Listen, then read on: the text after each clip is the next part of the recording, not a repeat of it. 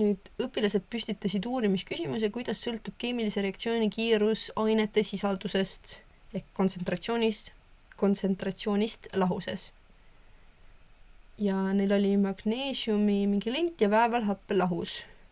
Ja nad panid need omavahel reageerima ja kiiruse mõõtmiseks mõõdeti aeg, mis kulus magneesiumlindi täielikuks ära reageerimiseks.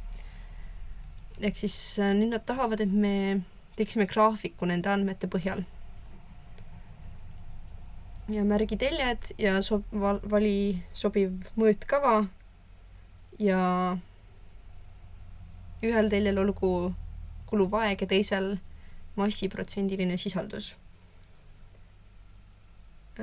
Jah, üldiselt pannakse aeg sellele Y-teljele, ehk siis me võime siia panna aja, aeg, ühikutes sekund, ja siis alla me võime panna massiprotsendi.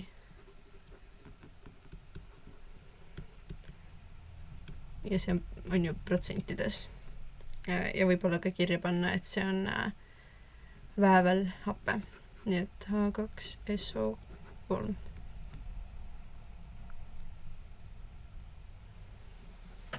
Või vabandust, H2SO4, jah. Ja nüüd me peame siis need andmed sellele graafikule panema. Loeme ära, mitu seda tõksu siin on. Meil on 1, 2, 3, 4, 5, 6, 7. Tegelikult lihtsam on niimoodi, et ma loen ära, mitu tõksu on selle jämedama tõksuni. Ehk siis 1, 2, 3, 4 on jämedama tõksuni. Meil on 1, 2, 3, 4, 5, 6 seda jämedamat tõksu. Ehk siis meil on 4 korda 6 on 24 seda tõksu. Ehk siis siin on põhimõtteliselt 24 erinevat seda väikest kriipsukest võimalik teha. Okei, nii et mis meil siin on? Meil on ju aeg. Maksimaalne aeg on 115 sekundit. Nii et see 115 peaks olema kuskil siin üleval pool. Ja kuna meil on 6 seda tõksu, siis põhimõtteliselt me saaks siia kõige üles panna ju, et see olgu siis 120 sekundit. Ja siis niimoodi 20 kaupa panna, et siin on 100, siin on 80, 60, 40, 20 ja nii edasi. Mis me massiprotsendiga saame teha? No me näeme, et siin on 2, 3, 4, 5, 6, 7, 8, 10, 11, 12, 13, 14, 15, 16, 17, 18, 19, 20, 21, 22, 23, 24, 25, 26, 27, 28, 29, 30 seda tõksukest. Ja kõige suurem massiprotsent, mis meil on peaaegu 10, siis me saamegi panna kõige viimaseks 10 ja siis niimoodi ühe kaupa nagu minna tahapoole. Ehk siis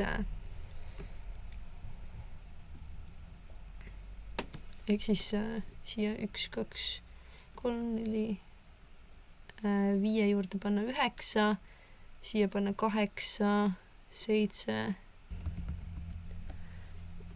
minna siis 10 kaup või 5 kaupa, nii et 1, 2, 3, 4, 5 on 1, 1, 2, 3, 4, 5. Nii, siis me saame vaadata, mis on kõige väiksem, mis meil on. Kõige väiksem meil on üle 4 ehk siis umbes 5. Ja paneks see 0 koha asemel paneme siia 4 ja siis läheme iga 5 järel ühe võrra suuremaks ehk 1, 2, 3, 4. Siin on 5 siis. 1, 2, 3, 4. Siin on 6. 1, 2, 3, 4, 5. Siin on 7. 1, 2, 3, 4, 5. Siin on siis 8. Ja siis 1, 2, 3, 4, 5, siin on siis 9. Natuke segane joonis sai, sest mul on väga ruumi ja ma kirjutan selle väga jämeda mingi pastaga, aga kui seda paberi peal teha, siis saab täpsema. Nii, võtame mingi teise värvi ja hakkame andmeid nüüd graafikule kandma. Kõigepealt meil on massiprotsendid saame kõigepealt ära kanda, ehk meil kõigepealt on 4,8 on ju. Meil see 1 see tõks on siis nagu 0,2 on ju. Ehk siis siin on 4,2 selles kohas, kus ma praegu oranži tõkke tegin. Ehk siis 4,2, 4,4, 4,6, 4,8. Ja seal, kus on 4,8, seal on meil 115 sekundit. Ehk siis vastavalt me mööda seda joont üles. Ma praegu tegin siia suvalisi tekkeid, et me näeksime, kuhu me jõuame. Ja siin meil on vaja jõuda 115. Ehk siis siia on ju vastavalt. Nii, esimene punkt määratud. Kustutan selle ära, et oleks natuke selgemini aru saada, kuhu me jõudma pidime. Nii, jah, super. Nüüd järgmine punkt. Meil on 5,7 ja siis 86 sekundit. Nii, ehk siis 82, 84, 86. Ehk siis üks tõks siin on siis nagu 500 sekundit, on ju. Ehk siin on 85, siin on 86, järelikult on kuskil siin vahel. Nii, ja siis vaatame massiprotsendi poolt, meil on 5,7, ehk siis 5,2, 5,4, 5,6, 5,7 on umbes siin keskel. Ja läheme siit üles, jõuame umbes siia kohta. Läksid mööda, on ju. See on oluline vaadata, et mööda ikka sama seda asja läheks üles. Nii, umbes siin. Siis meil on 7,5 ja 55 sekundit. Ehk siis 55 on, siin on 50, nii et 55 on siin. Ja massiprotsent meil oli 7,5. 7,2, 7,4, 7,5 on siin. Ehk siis 55 ja 7,5 on siin. Mööda, siin. Jah, sest siin on 55 ja siin keskel on 7,5. Ja siis on 9,2 ja 40. Ehk siis 40 ja 40 on siin ja 9,2 on siis siin. Ehk siis need kaks joont. Ja nüüd me peame need jooned ühendama. Ma nüüd teen seda arvutiga, nii et mul on suht keeruline ilusat, stabiilset joont joonistada, aga kui te teete seda kuskil paberi peal, siis on ilmselt lihtsam.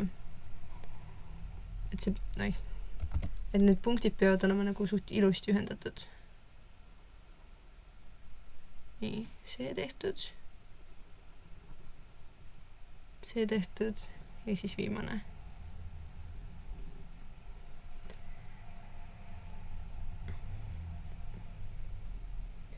Okei, nagu enam-vähem. Teeskleme, et see on ilusti joonistatud graafik. Ja nüüd meil on vaja põhimõtteliselt nüüd me tegime selle ära. Märgistasime teljed, valimisime sobiva mõõtkava, kandsime andmed graafikule, ühendasime punktid sujuva joonega. Nüüd me tahame mingisugust järeldust teha.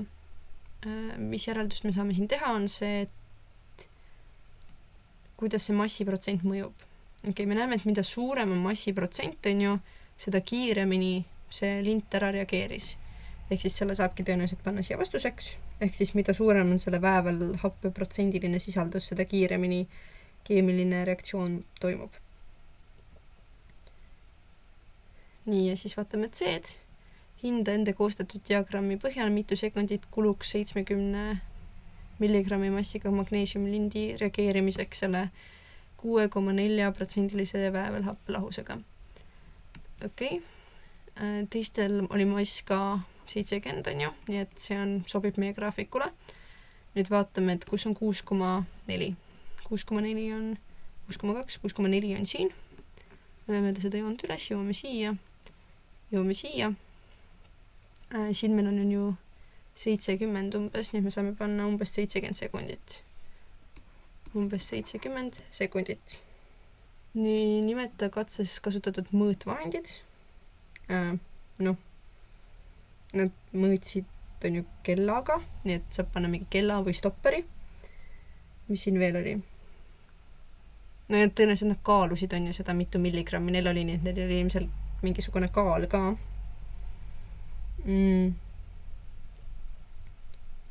Ja tõenäoliselt nad pidid mõõtma ka seda happe ruumala, nii et võib-olla neil oli mingi mõõtesilinder või midagi sellist. et üks nendest kolmest või kaks nendest kolmest siis panna. Ja nimeta üks tabelis mitte esitatud tegur, mis pidi katsetes 1-4 kindlasti olema sama. No põhimõtteliselt see võib olla näiteks temperatuur või mingi segamise kiirus või et kas nad üldse segasid seda lahust, kui peenestatud oli see magneesium, kui suure pindalaga võis see magneesium olla või midagi sellist. Nii et jah. Ja nii ongi 9. ülesande juurde.